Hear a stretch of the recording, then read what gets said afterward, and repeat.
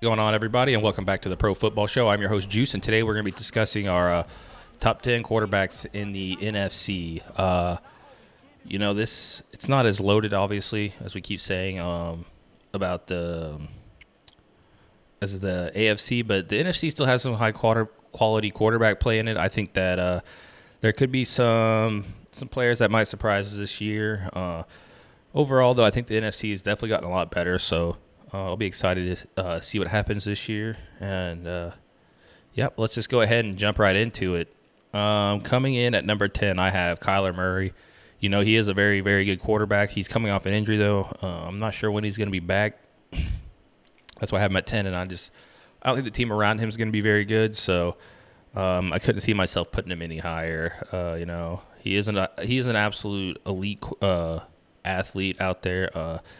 He just sometimes makes some poor decisions, but yeah, I got him at 10. And then coming in at number 9, I have Geno Smith. I know a lot of people have him a lot higher. I like Geno Smith. He had one good year. That's why I couldn't put him any higher. If he repeats the success that he had last year, I think that he will be much higher on this list. I mean, he has a great team around him. It's all about the team around you. It's not just you who does it. So he absolutely has the weapons, the running back, and all that to really succeed this year. So I'm excited to see him. I really do hope he plays better than he did last year. He played great last year. I just like to see him improve here and keep getting better so he can hold on to the starting job here in Seattle. I like Geno Smith. He seems like a good dude. So I expect him to still play at that high level. But after one season, I couldn't just put him all the way up too high here.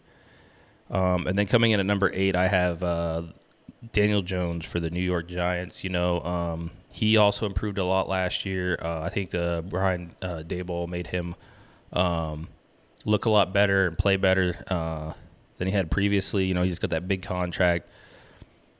He's a solid quarterback. I just don't think he's the guy that's going to get you multiple championships or anything. Could be wrong, but just some of these quarterbacks in this division are definitely play at a higher level than he does. I still like him. I think he's going to have a solid year, but he's got Saquon Barkley that helps him out a lot. His wide receivers aren't the best. He's got a great tight end now in Waller, but we'll see, man. He had one good year, so I'll be excited to see what he brings to the table this year, and if he got improved this offseason, which he probably did. Most of these professional athletes, they usually they tend to get better as time goes on, but we'll see. Some of them don't and some of them do, but he's gotten better and better, so he could be higher as well eventually. And number 7, the newcomer to the NFC, Derek Carr. I like Derek Carr. He's a solid quarterback. We'll see. Like I said, he's got great weapons around him too. He's got 2 great wide receivers, so that should help him out tremendously. He's got Kamara in the backfield. That will help him out. He's the best quarterback in his division in the AFC South as of now. I mean, Bryce Young could easily. I can't put him in my top 10 because we don't know what he's going to be, but he could easily jump up here and be the best quarterback in the division. But right now, that belongs to Derek Carr. I have him at 7. I think he is a solid quarterback. Again, he's kind of like Daniel Jones. I don't know, is he enough to win you a championship? I'm not sure. He had a lot of talent around him in Vegas, but it could never seem to work. But we'll see. I like Derek Carr. I think he's a great quarterback. Smart, got an arm, so he's got a lot of weapons around him down there in New Orleans. So I'll be excited to see him in the NFC this year and help us get a little better here. And then coming in at 6, I have Kirk Cousins. He's just one of those guys. He always plays well for the most time until obviously it comes to prime time and he does not play well. But he's got the best wide receiver, one of the best wide receivers in the league. Probably up there at 1 or 2 spot, honestly. So that'll help him out tremendously. Losing Dalvin Cook, we'll see what kind of effect that has on him in the back. They got Madison back there, but I think Cook's a much stronger weapon for him. But again, he doesn't seem to be able to get you over that hump. Doesn't win when it matters. So couldn't put him in my top 5. But we'll see. He may end up lower on this list by the end of the year. It could be higher, but I think 6 is a fair spot for Kirk for now. And then number 5, this is going to be my top 5 might shock some people. Some people have a lot of people have a different top five, I think. But number 5, I got Justin Fields for the Chicago Bears. I think he is about to have himself a year. I think he's a great athlete. His run ability will help him in the passing game. He started last year. He started throwing in some tight windows. He looked a lot better. I think he's only going to get better. And they got him DJ Moore, another weapon to be able to throw the ball to. So I think that's going to help him out tremendously. Like I said, I like Justin Fields. I think he is about to have a big jump this year. The Bears are a much improved team than the team he had last year. So I'm actually really excited to watch Justin Fields and the Bears. I've liked Justin Fields for quite some time, all the way back to his Georgia days and transferring to Ohio State. So he's just a great athlete. And I think his throwing game's already gotten better, so it's only going to continue to improve, I think. And the DJ Moore ad helps him out a lot. He gets that number 1 wide receiver. And he played a lot of good games last year. If you haven't watched any of his games from last year, the Bears weren't very good. But it wasn't because of him. He played some really, really good games, made some really impressive throws, I thought. And, overall, I thought he improved as the year went on. He looked more comfortable back there. Their old line's going to be a lot better, so that's going to help him out tremendously. So I just see Justin Fields getting a lot better, and honestly, I could see him being a lot higher on this list come the end of the year. And then number 4, this one is the one I think that people will be like, what are you talking about? But I have Jared Goff. The guy's been to a Super Bowl.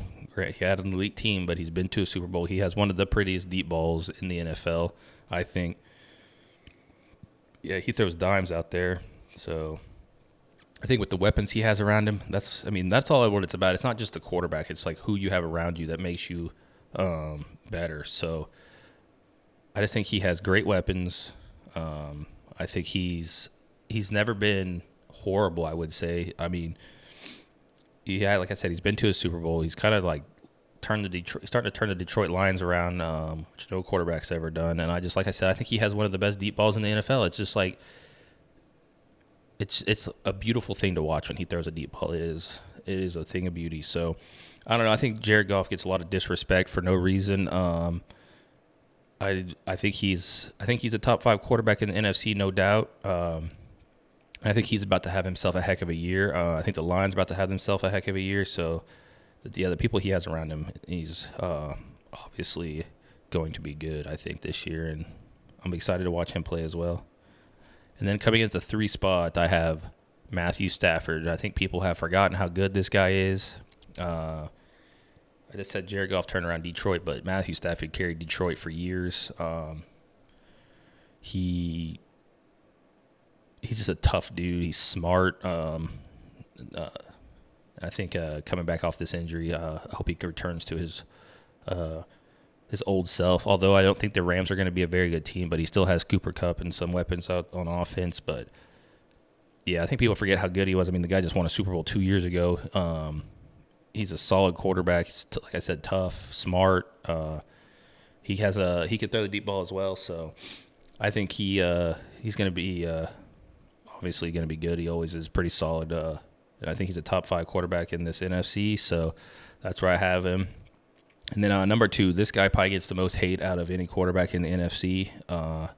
Some deserved, some not so much deserved, is Dak Prescott, number 2. I mean, he's done nothing but win since he's been in the NFL, at least in the regular season. He hasn't really gotten over that playoff hump yet of winning multiple games in the playoff. But everyone says, like, you hear about how his leadership quality is so good. I mean, you watch him play. He can throw the ball. He can run. He's smart, most of the time makes the right decision. Last year, I don't know what the heck. He had a lot of turnovers, but yeah, sometimes he makes some dumb decisions, but I still think he's the second best quarterback in the NFC. They're always I don't think he's had a losing record since he's been in the NFL, so he came back from that injury, didn't seem any worse. So I like Dak Prescott. I know a lot of people I don't know why. I mean, I'm an Eagles fan, and I'm saying he's the second best quarterback in this division in the NFC. So take it. I think he's like I said, he just gets so much hate. That comes with being the Cowboys quarterback. I think. I mean, sometimes the fans do it to themselves. So, but I think he's the second best quarterback in this in the NFC. Dallas is going to be very good this year. So they have a lot of weapons too to help him out. So I mean, it's not like I said. It's not this list isn't based off of just quarterback play. It's around the team around you as well. Kind of factors in a little bit, and he has quite a few weapons, so he'll be just fine. I think he turns it back around this year. Hopefully, if he figures out the turnover thing, he'll be all right. And then coming in the one spot, no surprise to anybody, Jalen Hurts, the guy. Yes, he's only had one great year, but he's just gotten better and better and better, and he took this team to the Super Bowl last year. So I foresee him continuing that of just getting better. He looked like a whole new quarterback last year. Like the weapons around him, like I said, is massive. He has Devontae Smith, A.J. Brown, Swift, Goddard. I mean, the weapons for him are endless, and he takes advantage of those weapons. And with his legs and his arm, he's just very tough dude to stop. Some people say, "Oh, well, he just relies on his legs in the red zone. He can't throw the ball." Well, you figure out how to stop him from running in the red zone, and he'll throw the ball. The guy is he just gets it. He's like a one-on-one guy. Work ethic second to none. He's just he's a smart guy. Only gets better. The team around him is very solid. So I think there's right now, I mean, it's not a huge gap, but it's a pretty big gap between Jalen and the rest of the quarterback play in the NFC as of right now. I want to put Brock Purdy in this list of the top 10, but he's coming back from an injury. He only had 8 games, so I can't put him in the top 10, but he's definitely an honorable mention here. If he comes back and plays like he did last year, he'll definitely be up there in this list. Probably the top. If he plays like he did last year, he'll definitely be on this list. But we don't know. That's a pretty serious injury he had to his elbow and his throwing arm. So if he comes back and balls out, he'll definitely be on this list. But yep, that's going to be my top 10 quarterbacks in the NFC. Let me know what you guys think down below. Who you rank in your top 5. Who you think is way too high on my list and who's too low. Thanks for coming along to watch, guys, and I'll see you guys in the next one.